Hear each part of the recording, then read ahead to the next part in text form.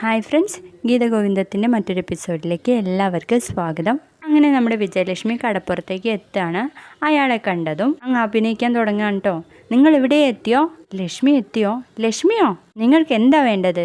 എനിക്കെൻ്റെ മകളെ ഒരു നോക്ക് കാണണം. നിങ്ങളുടെ മകളോ എന്ന് ചോദിച്ചതും നമ്മുടെ ഗോവിന്ദ് പറയുന്നുണ്ട്, നിങ്ങളുടെ നാടകമൊക്കെ മതിയാക്കണം. എന്നിട്ട് നിങ്ങൾ തമ്മിലുള്ള വഴക്ക് എന്താന്ന് വെച്ചാൽ അത് ഇവിടെ വെച്ചിട്ട് തീർക്കണം.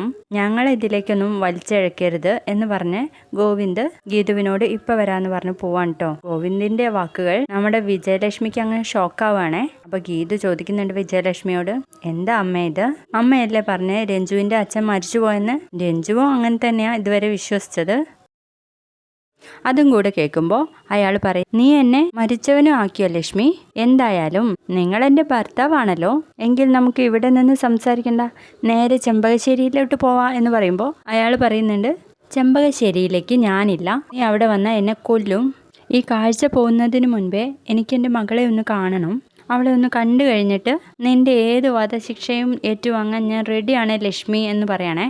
ഇത് കേൾക്കുന്ന ഗീതു, അമ്മ ആരും കൊല്ലില്ല, അമ്മയെക്കുറിച്ച് അനാവശ്യം പറഞ്ഞാൽ ഞാൻ അത് ക്ഷമിക്കില്ല എന്ന് പറയണേ. നിങ്ങൾക്കൊക്കെ ഇവളെ ഭയങ്കര വിശ്വാസമായിരിക്കും, പക്ഷെ എന്നെ കള്ളക്കേസിൽ കുടുക്കി ജയിലിലയച്ച് എൻ്റെ മകളെ പോലും കൊല്ലാൻ നോക്കിയതാണ് ഇവൾ എന്ന് പറയുമ്പോഴേക്കും വിജയലക്ഷ്മി അങ്ങ് കൊള്ളം പറയുന്നോടാ എന്ന് പറഞ്ഞിട്ട് പിടിച്ചങ്ങ് ഉന്തി തള്ളിയിടുകയാണേ. അവിടെ നിന്ന് നമ്മുടെ ഗോവിന്ദ് അയാളെ പൊക്കിയെടുക്കുന്നുണ്ട്.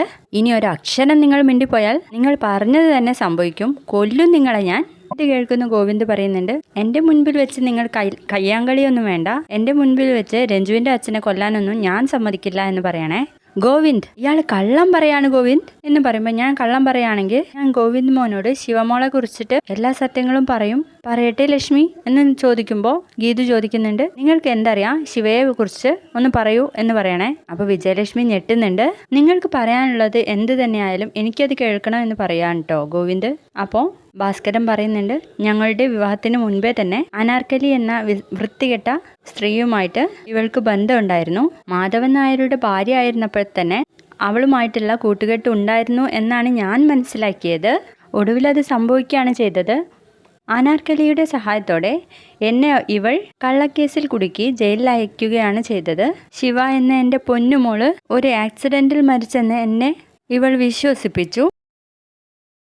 ഞാൻ അവൾ മരിച്ചെന്ന് കരുതി നേറി ജീവിക്കായിരുന്നു. ഒരു ദിവസം ദൈവത്തിന്റെ അനുഗ്രഹം പോലെ എനിക്കൊരു രോഗിക്ക് ബ്ലഡ് കൊടുക്കാനുണ്ടായിരുന്നു. അതിനായി ഹോസ്പിറ്റലിൽ ചെന്ന് ബ്ലഡ് കൊടുത്തത് എൻ്റെ മകൾ ശിവയ്ക്ക് തന്നെയായിരുന്നു. അവൾ ജീവിച്ചിരിപ്പുണ്ടെന്ന് അന്നാണ് ഞാൻ തിരിച്ചറിഞ്ഞത്.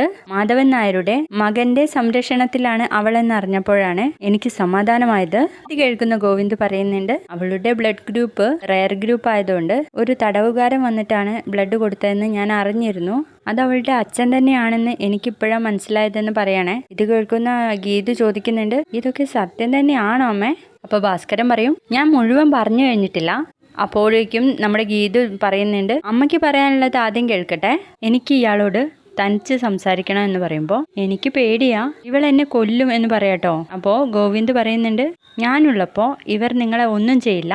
നിനക്ക് അറിയില്ല മോനെ, ഇവൾ അനാർക്കലിയുമായിട്ട് ഒരുമിച്ചാണ് മാധവൻ നായരെ മരണത്തിലേക്ക് തള്ളിവിട്ടതും അതുപോലെ തന്നെ എന്നെ ജയിലിൽ അടച്ചതും. ഇത് കേൾക്കുന്ന വിജയലക്ഷ്മി, നാക്കെടുത്ത കള്ളം പറയുന്ന തന്നെ കടലിൽ മുക്കി ഞാൻ കൊല്ലുവടാ എന്ന് പറഞ്ഞിട്ട് അയാളെയും പിടിച്ചു വലിച്ച് കടലിലേക്ക്. അപ്പൊ അയാൾ പോകുന്ന വഴിക്ക് വിജയലക്ഷ്മിയോട് പറയുന്നുണ്ട്, നിനക്കതിന് കഴിയില്ല ലക്ഷ്മി, ഞാൻ ചാകുന്നതിന് മുൻപേ തന്നെ അനാർക്കലിയുടെ മകളാണ് ശിവ എന്നുള്ള കാര്യം എല്ലാരോടും വിളിച്ചു പറയൂ എന്ന് പറയണേ. അമ്മ എന്താ കാണിക്കുന്നത് എന്ന് പറഞ്ഞിട്ട് ഗീതവും ഗോവിന്ദും ഒക്കെ വന്ന് പിടിക്കുന്നുണ്ട്. അപ്പോഴേക്കും അയാളെ തള്ളിയിടാണ് കേട്ടോ വിജയലക്ഷ്മി. അയാൾ കള്ള മോളെ പറയുന്നത്, അയാളെ കൊന്നാൽ തീരുന്ന പ്രശ്നമേ ഉള്ളൂ ഗീതു, ഞാൻ അയാളെ കൊല്ലും എന്നൊക്കെ പറയുമ്പോഴേക്കും ഗോവിന്ദ് അവിടെ നിന്ന് വന്നിട്ട് പറയുന്നുണ്ട്, നിങ്ങളുടെ നാടകമൊന്നും ഇവിടെ നടക്കൂല, ഞാനുള്ളപ്പോൾ ഇയാളെ കൊല്ലാൻ ഞാൻ സമ്മതിക്കില്ല. അയാൾക്ക് രഞ്ജുവിനെ കാണാൻ ഒരു ആഗ്രഹം ഉണ്ടെങ്കിൽ ഞാനായിട്ട് അത് സാധിച്ചു കൊടുക്കുമെന്ന് പറയണേ. അപ്പോൾ ഗീതു വിജയലക്ഷ്മിയോട് പറയുന്നുണ്ട്, നിങ്ങൾ ഡൈവേഴ്സ് ആയിട്ടുണ്ടാകും, ആരുടെ ഭാഗത്താണ് ന്യായം എന്നൊന്നും അറിയില്ല, പക്ഷേ ഒരു മകളെ കാണാൻ വേണ്ടിയിട്ടുള്ള മാനുഷിക പരിഗണന ഇയാൾക്ക് കൊടുത്തേ പറ്റൂ എന്ന് പറയണേ. ഇദ്ദേഹം രഞ്ജുവിനെ കാണുന്നതിന് അമ്മ ഇനി എതിർക്കരുത്. ഒരച്ഛന് മകളെ കാണാൻ അമ്മയുടെ ആവശ്യമൊന്നുമില്ല. അതിനു വേണ്ടി ഗീതു, നീ അവരുടെ സമ്മതമൊന്നും ചോദിക്കണ്ടെന്ന് പറയട്ടോ ഗോവിന്ദ്. മോനെ, ഇയാളെപ്പോലുള്ള ഒരു നീചനെ ശിവയുടെ മുൻപിൽ അച്ഛനായിട്ട് നിർത്താൻ പറ്റില്ല എന്ന് പറയട്ടോ വിജയലക്ഷ്മി. നീ പറഞ്ഞത് ശരിയാണ് ലക്ഷ്മി, ഒരു ജയിൽ പുള്ളി ആയിരുന്ന ഞാൻ അവളുടെ അച്ഛനാണെന്ന് അവൾ ഒരിക്കലും അറിയണ്ട എന്ന് പറയട്ടോ ഭാസ്കരൻ.